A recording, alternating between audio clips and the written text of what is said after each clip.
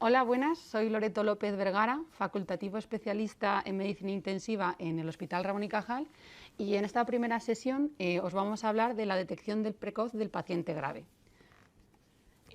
Para que nos centremos, los objetivos de esta sesión es entender la importancia en nuestro medio y en nuestra asistencia de detectar este tipo de pacientes que están graves o que tienen una clínica que potencialmente puede ir a peor, que sepamos cuáles son las causas que llevan a estos pacientes a estar así, que tengamos un método para poder diagnosticarlos, detectarlos y estabilizarlos, como es el ABCDE, y saber también que nuestro éxito en la actuación que hagamos radica en que estemos formados en detectar estos signos, estos síntomas y saber cómo tratarlos, y que sobre todo el trabajo en equipo es una cosa fundamental. La detección del paciente grave es una cosa que lleva ya varios años en nuestra asistencia sanitaria y es un eslabón fundamental en la cadena de prevención.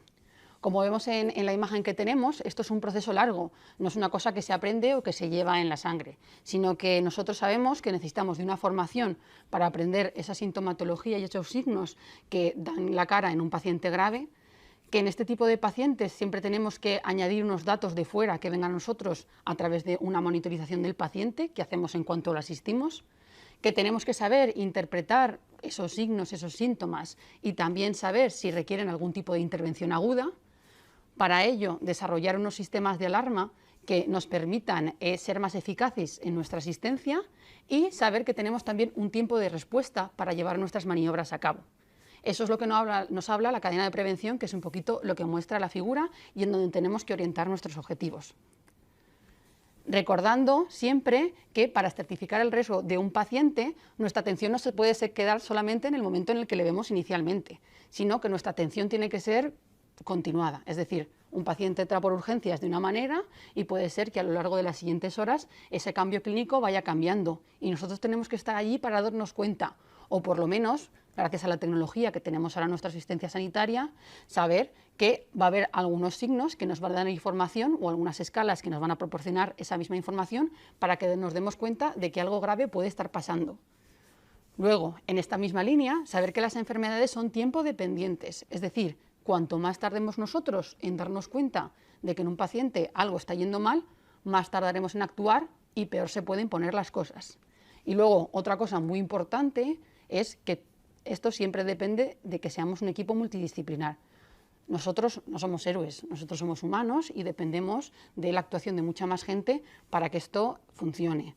Del enfermero que está a pie de cama del paciente, del auxiliar que le ha visto antes de entrar al box de críticos de urgencias, de otros compañeros sanitarios que nos puedan ayudar a diagnosticar lo que tiene el paciente. Así que esto pues, son los puntos clave que nos darán el éxito en la actuación ante nuestro paciente. Ya desde hace varios años, desde 2012, en un estudio que se hizo en Inglaterra, se vio que el 30% de los pacientes que tenían una muerte hospitalaria, que podía ser prevenible porque la causa se podía haber tratado antes, sucedía por una falta de monitorización. Es por eso que en Inglaterra, desde el Sistema Nacional de Salud, se desarrolló una escala, que fue la escala NEWS, para intentar evitar que esos pacientes que se habían muerto por una causa que se podía haber detectado antes, pues lo hicieran, ¿no? En esta escala hubo una inicial con varios datos que luego se actualizó en 2017, y aquí la que tenemos en la pantalla es la actualización de 2017, se recogían varios parámetros fisiológicos de una forma constante en los pacientes que se valoraron.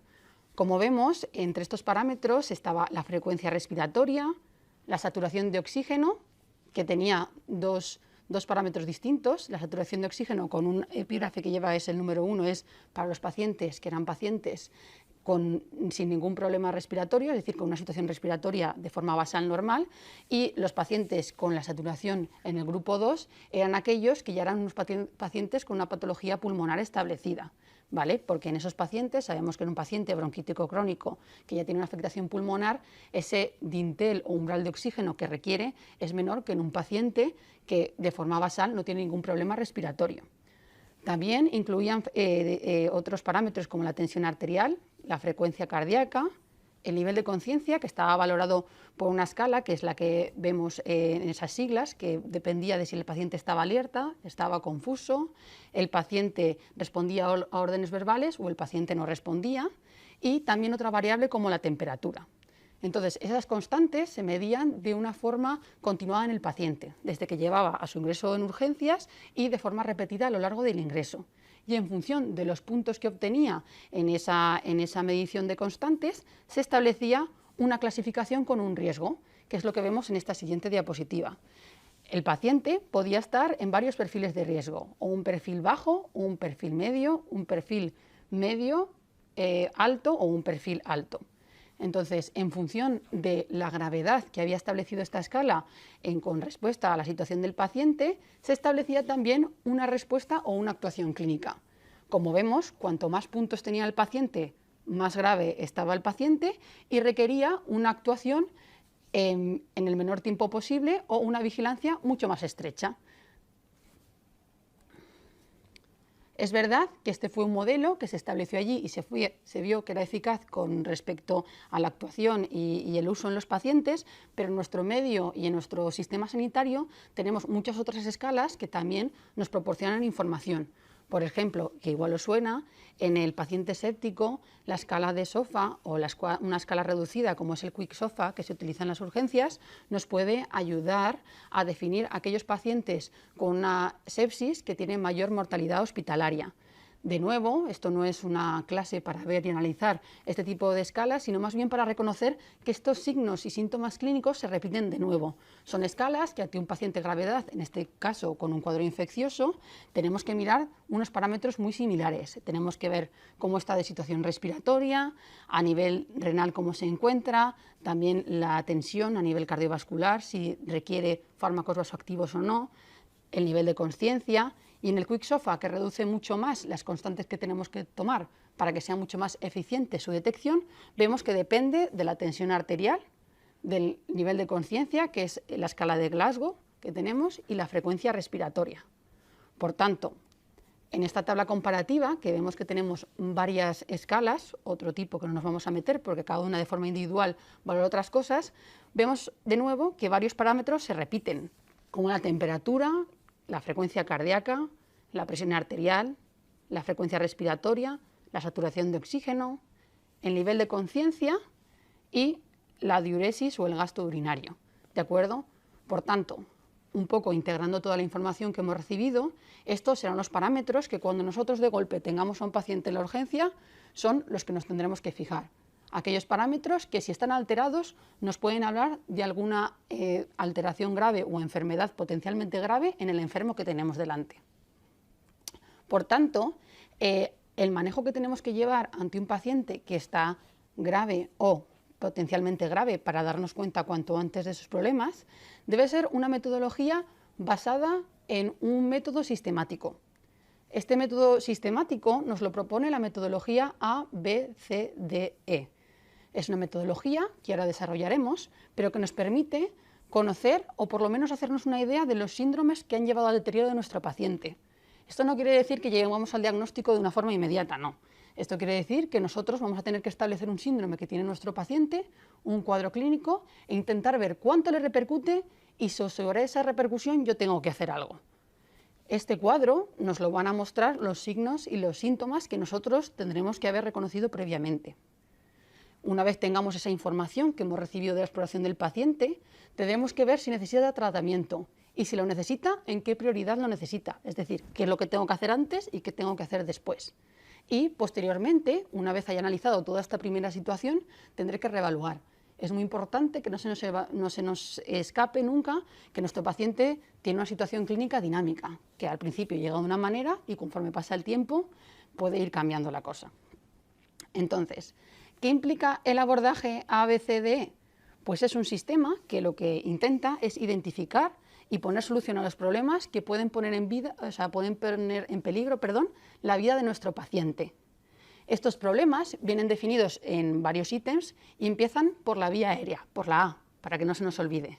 Luego tendremos que continuar valorando el problema en la ventilación o en la respiración, que sería la B.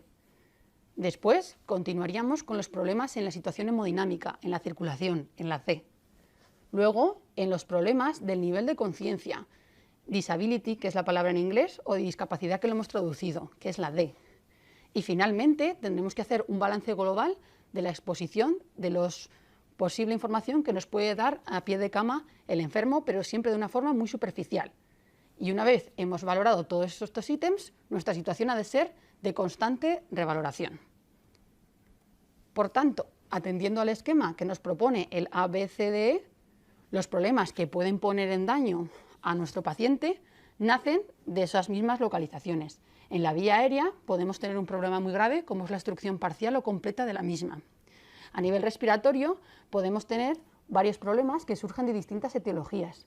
De una pérdida del impulso respiratorio, porque nuestro paciente no sea capaz de hacer un esfuerzo para llevar a cabo también esa respiración, o de que tenga trastornos pulmonares intrínsecos. De los problemas circulatorios tenemos que saber que pueden venir de dentro y de fuera del corazón, que pueden ser problemas que nazcan del corazón como un infarto agudo de miocardio, o que pueden ser problemas que afectan al corazón pero de una forma secundaria, como en un cuadro de shock séptico o en un shock hemorrágico. Y los problemas que acaecen al nivel de conciencia, pues también pueden ser varios. Pueden ser problemas metabólicos que hayan surgido de todo lo anterior, o problemas intrínsecamente intracraneales, como sería un ictus, o intoxicaciones también farmacológicas o por otras sustancias. Entonces, empezando por los problemas que atañen a la vía aérea, las causas que nos tienen que venir a la cabeza y las primeras que tendríamos que descartar, pues son todas estas que nos salen en la lista. Pues que el paciente pueda tener cuerpos extraños en la cavidad oral, los ancianitos, por ejemplo, que tienen una dentadura y que se les quede por la boca y que por otro motivo estén un poco atontadillos, pues lo primero que hay que ver es ver si no tienen su dentadura por la boca, que les puede estar obstruyendo el flujo de aire. Pueden haber vomitado por múltiples motivos y tener restos de vómito en la vía aérea o restos de secreciones.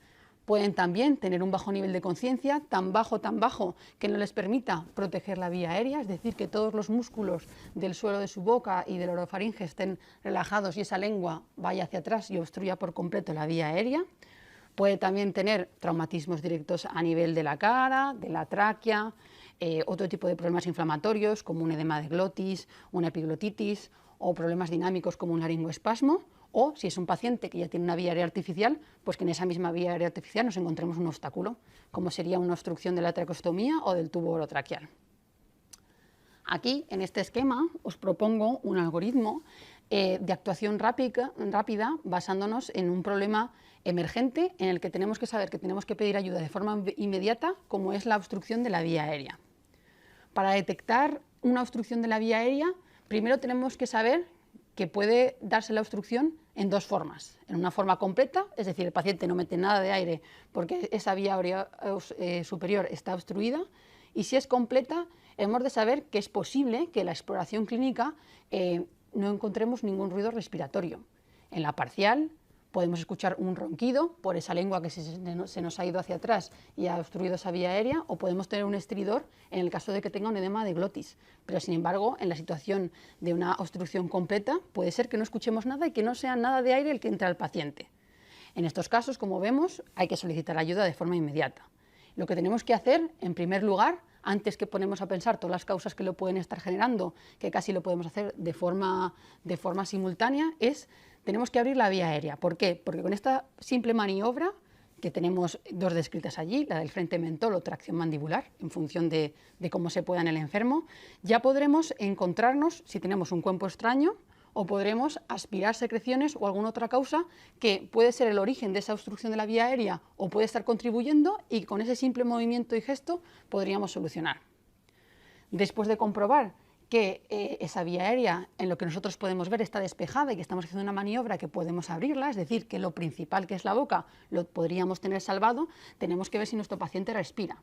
Si nuestro paciente no responde y no respira y tiene obstruida esa vía aérea, entraríamos dentro, como veréis en la clase de soporte vital, de iniciar maniobras de RCP. Sin embargo, si vemos que respira, tenemos que saber que el patrón de un paciente que tiene la vía aérea obstruida a nivel respiratorio es un patrón patológico, un patrón que el paciente necesita de otros músculos, de no solo los respiratorios, para conseguir vencer la fuerza de esa obstrucción de la vía aérea. Lo veremos más adelante en la insuficiencia respiratoria. Entonces, si vemos que nuestro paciente sigue respirando, lo que tendremos que intentar es mantener permeable esa vía aérea, manteniendo las maniobras que hemos establecido, colocándolo en posición lateral de seguridad y, sobre todo, manteniendo oxígeno hasta que llegue nuestra ayuda y nos ayude a solucionar el problema.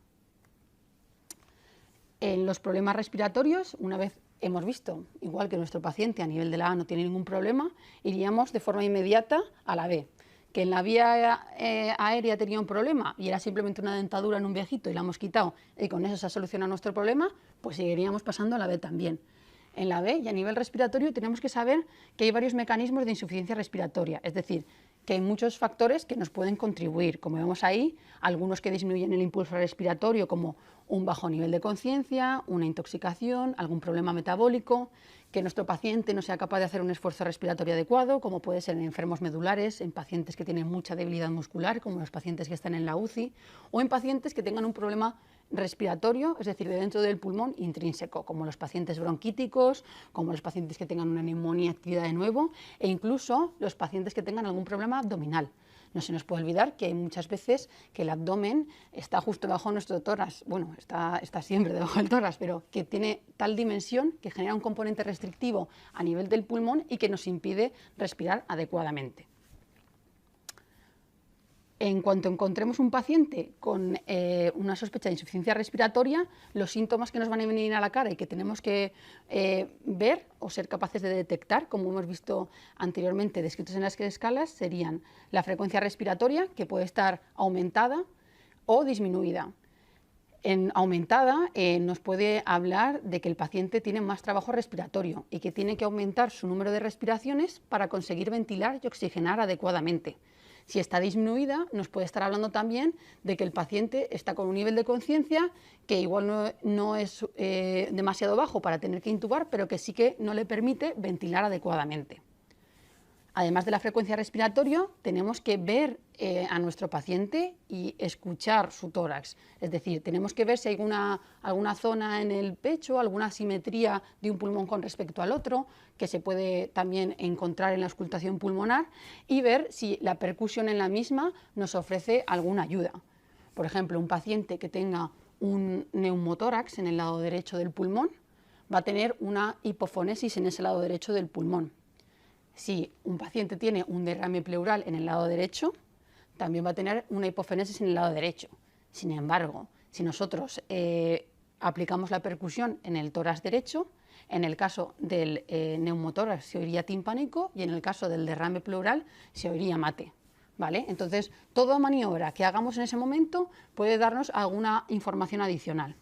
Y lo que es muy importante en estos pacientes, aparte de ver la frecuencia respiratoria, sería ver cómo es el patrón respiratorio. ¿Tienen respiraciones muy profundas o no? ¿Están usando la musculatura respiratoria, que por ende es el diafragma o los músculos intercostales? ¿O están usando una musculatura accesoria, que eso sería un dato de gravedad? Pues tiraje de la musculatura supraclavicular, el tener también un patrón respiratorio con disociación tóraco-abdominal, es decir, que está tirando de donde puede para conseguir hacer una respiración efectiva. Eso en cuanto a los signos clínicos. Una vez nos hemos fijado en que tiene un patrón que nos puede parecer una insuficiencia respiratoria por cómo se comporta clínicamente, tenemos que ver si el paciente está hipoxémico, es decir, si falta oxígeno, si no consigue oxigenar adecuadamente, bien por la saturación periférica de oxígeno que veamos en nuestro pulsioxímetro, o bien porque hayamos sacado una gasometría arterial que nos muestre una presión arterial de oxígeno baja. También podemos ver si nuestro paciente tiene alteraciones en el CO2, como puede ser una hipocapnia, es decir, nuestro paciente puede estar hiperventilando por ese aumento de frecuencia respiratoria y de necesidades del cuerpo al no conseguir oxigenar bien por cualquier problema pulmonar, o, sin embargo, que tenga una hipercapnia, que esto en muchos pacientes, en pacientes asmáticos o en la mayoría de los pacientes que han tenido insuficiencia respiratoria, es un dato de gravedad. Está hablando de que nuestro paciente que tiene un problema y no puede respirar ya ni siquiera es capaz de compensar con un aumento de la frecuencia respiratoria y con taquipnea. Es decir, que ya no puede más, su musculatura cada vez va menos y encima, además de no conseguir unas concentraciones adecuadas de oxígeno en su sangre, está empezando a claudicar en la ventilación y está acumulando carbónico. Entonces, cuando veamos todos estos signos clínicos, nuestro tratamiento tiene que ir dirigido a proporcionar un soporte con oxígeno, bien con una mascarilla, a encontrar unos objetivos de saturación, obviamente intentar tratar la causa subyacente que tengamos debajo de ese problema y a considerar la necesidad de que nuestro paciente necesite un soporte más allá que una mascarilla de oxígeno, que necesite una ventilación mecánica bien invasiva o bien no invasiva. Y si eso lo necesitamos, también tenemos que saber que tenemos que solicitar ayuda. ¿De acuerdo? Aquí os traigo un patrón respiratorio de una enferma, que no es una enferma de urgencias, es una enferma que nos encontramos nosotros en nuestro medio habitual de la UCI, pero es un poco destinado a que veáis cómo un paciente, vamos a ver el patrón de un paciente con insuficiencia respiratoria, es decir, un patrón respiratorio que no es normal. Como veis aquí en la imagen, nuestra enferma está tirando de una musculatura aquí como a nivel de los hombros, que sería la supraclavicular, y tiene un movimiento que parece algo anormal a nivel del abdomen. Ese tipo de patrón respiratorio pues, es un patrón frecuente en la insuficiencia respiratoria o en los problemas con la obstrucción de la vía aérea. Una vez hemos salvado nuestra vía aérea y nuestros problemas en la ventilación, nuestro método de abordaje nos dice que tenemos que ir a por la circulación, es decir, a por la situación hemodinámica del paciente. ¿Qué problemas pueden afectarnos a esto? Pues problemas que sean intrínsecos del corazón, como sea un infarto, como hemos dicho antes, una miocarditis o una arritmia, o problemas que sean secundarios a otra cosa que nos esté pasando en el cuerpo y que esté aumentando el estrés de nuestra actividad cardíaca, como puede ser una hipovolemia secundaria a un shock hemorrágico, un shock séptico, una hipoxia grave incluso si no podremos solventar un problema respiratorio, o la hipotermia. Cuando nosotros tengamos un paciente en una situación hemodinámica comprometida, los signos que nos tienen que venir a la cara pues son saber que vamos a tener una mala perfusión distal, es decir, que nuestro enfermo va a tener tendencia a estar frío, con mal relleno en las zonas acras del cuerpo. Hay una exploración muy simple a pie de cama que hacemos mucho, que es ver el relleno capilar del enfermo. Ahora en una imagen lo veremos también claro, pero es simplemente hacer presión a nivel de los dedos de nuestro paciente o de las zonas acras y ver si consigue recuperar la correlación después de haber ejercido la presión en menos de 2 segundos. Si ese tiempo de relleno capilar está aumentado y es superior a 2 segundos, nos habla de que la perfusión distal de nuestro enfermo no es buena. Y eso nos puede hablar de muchas cosas, entre ellas, y la que nos interesa ahora, es de un bajo gasto, que ya habrá tiempo de buscar por qué. Hay otros signos que también nos hablan de estar en una situación de shock y comprometida hemodinámicamente, como es la hipotensión arterial, aquí dicho por debajo de 90 o con un descenso de unos 40 frente a la tensión arterial sistólica que tenga el paciente basalmente, que nuestro paciente esté taquicárdico, que esté en respuesta a una situación aguda de estrés y que su cuerpo esté intentando compensar con la taquicardia esa situación. O también una situación en la que nuestro enfermo esté bradicárdico, porque la bradicardia también le puede generar un bajo gasto al respecto. Luego, parámetros como la oligoanuria o la oliguria, es decir, el descenso del ritmo diurético o el desarrollo de un fracaso renal, porque ese riñón no es capaz de perfundirse bien y de mantener un adecuado ritmo de diuresis. Una situación en la que nuestro paciente pueda estar con hipertermia y que sea un shock séptico el origen de su shock, o hipotermia, pues porque esté perdiendo mucha sangre, por ejemplo, y alguna cosa que veamos directamente, como que el paciente tenga una gran hemorragia y veamos que esa pérdida sanguínea ya con nuestros ojos la hemos diagnosticado. Eso en cuanto a los signos clínicos que nos tienen que llamar la atención. En cuanto a la analítica, pues bueno, hay muchas pruebas que a pie de cama nos pueden dar algo de información, aunque no sea por completo el diagnóstico. Un reflejo de la situación de shock y de déficit de oxígeno que tiene el cuerpo es una gasometría, que puede ser tanto arterial como venosa, porque lo que nos interesa ver es la situación metabólica. Nosotros en un enfermo con shock veremos que tiene una acidosis y normalmente hiperlactacidémica. Tiene una acidosis con un bicarbonato bajo, con un consumo de bases también y con un lactato alto que nos habla de ese inicio del metabolismo anaerobio por ese déficit de perfusión de los tejidos. Entonces, una gasometría pues, nos puede hablar mucho de la condición que nosotros estamos viendo clínicamente en el enfermo por fuera en la exploración, pues se confirma con la situación metabólica que él tiene.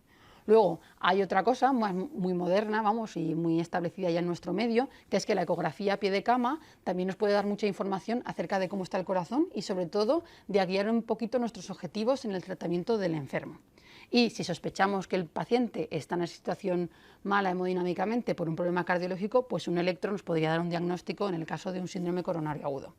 Y cuando nos enfrentamos a esto, aunque estemos pensando en todo lo que le pueda estar pasando, el tratar la causa que tenemos es fundamental, pero iniciar el soporte con el enfermo es lo básico, ¿vale? Tendríamos que empezar a resucitar con fluidos y ya considerar más adelante si necesita algún otro tipo de soporte. De nuevo, en esta situación de gravedad, lo que tenemos que pensar siempre es en solicitar ayuda mientras o una vez hayamos estabilizado al enfermo, depende de dónde nos encontremos. En esta imagen os muestro una imagen en la que vemos que la perfusión distal de nuestro enfermo es bastante mala, tiene en las uñas allí un tono muy cianótico en el que nos habla de que el riego sanguíneo por ese bajo gasto no está llegando bien. Y en este pequeño vídeo podemos ver también cómo el relleno capilar de nuestro enfermo se encuentra enlentecido. Nosotros ya pues de visu en ese piececito de nuestro enfermo vemos que el color no es muy rosado, tiene un color así como moradito que ya no es del todo normal. Pero encima, cuando hemos ejercido la presión sobre ese dedito, ha tardado más de 2 segundos en rellenarse. Pues eso es un signo clínico muy característico de esta situación de shock. El siguiente de los pasos que tenemos que ver después de haber asegurado que a nivel del ABC nuestro enfermo está bien es el nivel de conciencia. Eso viene determinado por la D, de la metodología que estamos siguiendo, y también tenemos que saber que puede ser por problemas del propio sistema nervioso central, como podrían ser un ictus, o por alteraciones externas al sistema nervioso central. De hecho, tal y como estamos en el algoritmo, lo primero que tenemos que hacer cuando tengamos un bajo nivel de conciencia es reevaluar que todo lo anterior está bien. Es decir, descartar obstrucción de la vía aérea, que haya podido llevar a esto, que nuestro paciente tenga una hipoxia grave por la que esté condicionada a nivel de conciencia, incluso una hipercapnia grave, que haya podido meter a nuestro enfermo en acidosis y dejarlo en coma, o que nuestro paciente está en una situación de shock. Una vez hemos recapitulado y hemos visto que nuestro ABC está bien, lo siguiente que tenemos que ver en un bajo nivel de conciencia del que no sabemos nada es si tiene alguna causa reversible, como serían las anteriores que hemos visto u otras, como por ejemplo tóxicos, algún fármaco, alguna alteración metabólica específica como la glucemia. Y si ese es el caso de nuestro enfermo o detectamos uno de esos problemas que puede contribuir, pues utilizar alguno de los antídotos específicos para revertir esta situación o una medida específica como podría ser añadir glucosa de cualquier manera a un enfermo con una hipoglucemia. Una vez revisadas estas dos cosas, tenemos que valorar de nuevo el nivel de conciencia con una de las escalas, como podría ser la escala de coma de Glasgow, y las alteraciones pupilares por si podemos ver alguna posible focalidad. Saber en este momento que si nuestro paciente tiene un Glasgow por debajo de 8, eso es indicación de aislamiento de la vía aérea, entre otras cosas. Y en ese momento tendríamos que solicitar ayuda. Si no hay nada que podemos resolver inmediatamente, tenemos que intentar tratar y estabilizar a nuestro paciente, que es aquí de lo que va la cosa. Y finalmente, una vez hemos valorado esto, que no está del todo mal, pues deberíamos intentar reconocer los déficits neurológicos, pues en un ictus o en cualquier otra alteración del sistema nervioso central podemos encontrar algún tipo de focalidad que, una vez habiendo visto que nuestro paciente está estable, nos pueden llevar a considerar que tengamos que hacer algún otro tipo de prueba diagnóstica o llamar a un especialista que nos ayude a determinar este tipo de signos neurológicos y si son compatibles con algún tipo de cuadro clínico. Una vez hayamos valorado esto, pasaríamos a la última parte de nuestra valoración inicial, a la exposición. Nuestro paciente, en la condición en la que esté, está frágil porque ha habido algo que le ha afectado y que le ha hecho venir al hospital y a urgencias. ¿Que aún no le hemos podido poner nombre? Pues tenemos que esperar y con las pruebas que vayan saliendo tomar una actitud, pero estar siempre a la expectativa. Para ello tenemos que intentar minimizar la pérdida del calor, que el paciente esté confortable, intentar siempre respetar la dignidad del paciente, que no deja de ser una persona. Este es el momento de que una vez hemos podido detectar y estabilizar o hemos descartado todos los problemas principales, podemos ahondar en la historia del paciente, preguntarles a los familiares e informarles acerca de la situación. En este momento que nos hemos hecho un esquema mental, también tenemos que considerar cuál es el nivel de cuidados más apropiado, como nos decían en la escala NEWS que hemos visto anteriormente, si este paciente necesita monitorizar de una forma más frecuente o no, o si necesita algún tipo de ayuda especializada o no. Podemos ver también si necesitamos algún tipo de pruebas más específicas, que normalmente son de laboratorio y de radiología. Y lo que no se nos puede olvidar, y por eso os lo he puesto en mayúsculas, es que la situación es dinámica y que tenemos que reevaluar siempre al paciente, que ha podido llegar de una manera y a los pocos minutos o a las horas ha podido cambiar por completo. En este último esquema es un resumen de todo un poquito lo que hemos visto. Cuando nosotros veamos un paciente, para detectar la gravedad, nos tenemos que fijar en los símbolos, o sea, en los signos y en los síntomas que salen en esa tabla. Los signos que hemos repasado ahora uno a uno con el ABCD. ¿vale? Pues ver si hay destrucción de la vía aérea, la frecuencia respiratoria, el nivel de conciencia, cómo está de oxigenación, cómo tiene la tensión, cómo orina el paciente, si hay algún dato sugerente de hipoperfusión, si lo hemos reflejado en una prueba inmediata como es la gasometría, y en función de si tiene esos signos y síntomas, plantearemos nuestra actuación. Si este paciente no tiene ningún signo de gravedad, pero ha venido por un problema X, podemos continuar con su observación en urgencias o considerar ingresarlo para verlo y tener en cuenta que la revaloración por nuestra parte debe ser siempre continua. ¿Que presenta uno de estos signos de gravedad o de que es un paciente que potencialmente se puede poner malito más adelante? Pues entonces nosotros tendríamos que considerar en llamar a una atención especializada, que a día de hoy pues puede ser una unidad de cuidados intensivos, para ver si este paciente es candidato al ingreso por ellos. Si es candidato al ingreso porque cumple varios de estos factores o por la situación clínica del paciente así lo requiere, pues ingresaría. Y si no, tendríamos que hacer lo mismo, continuar observando a nuestro paciente hasta que consigamos diagnosticarlo y con seguridad darle de alta o ponerle un tratamiento.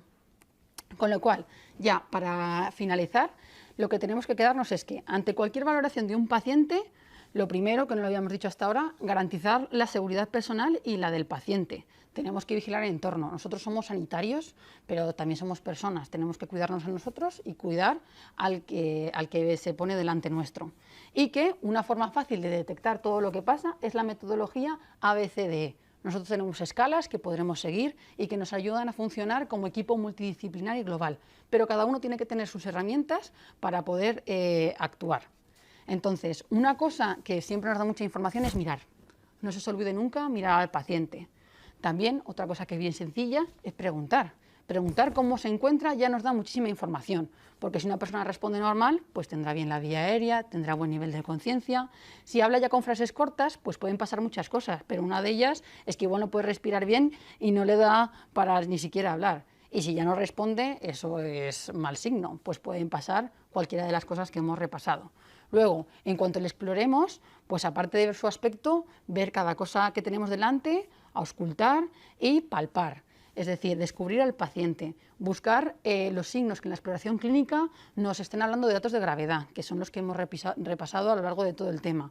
Pues signos de obstrucción de la vía aérea, frecuencia respiratoria, un mal patrón respiratorio, un mal relleno capilar, un nivel de conciencia bajito, etc. Luego, cuando tengamos a nuestro paciente y lo hayamos visto, no se nos olvide tomar algún dato objetivo, pues las constantes vitales con una monitorización no invasiva, como podemos hacer en una urgencia, nos da mucha información y nos pueden ir hablando de la progresión de una enfermedad de nuestro paciente. Luego, si lo tenemos también en nuestra urgencia, para sacarle una analítica vamos a tener que cogerle una vía. Pues si le cogemos una vía y pueden ser dos, pues muchísimo mejor, porque si tenemos que infundir algún tratamiento necesitaremos la vía para hacerlo. Luego, una vez hayamos revisado todo esto en nuestro enfermo, pensar en los posibles diagnósticos, en qué le está pasando, no una lista eterna, sino de todos los problemas que hemos detectado, cuáles son los potencialmente más graves y los que antes pueden acabar con la vida de nuestro enfermo. Y una vez los hayamos detectado, si los hemos podido solucionar o no, ver cuál sería el mejor lugar para el cuidado de nuestro enfermo. Y lo último de todo, saber que trabajamos en equipo, que afortunadamente en nuestro medio sanitario contamos con más especialistas que están a nuestro alrededor y que nos pueden ayudar a llegar al kit de cuál es el problema del paciente. Y sobre todo, si tenemos una situación de alto riesgo o nos ofrece duda, pues no olvidarnos de pedir ayuda. Y bueno, nada, y muchas gracias. Espero que esta charla un poco introductoria os haya servido para coger unas ideas clave y cualquier duda pues la vemos más adelante en el curso.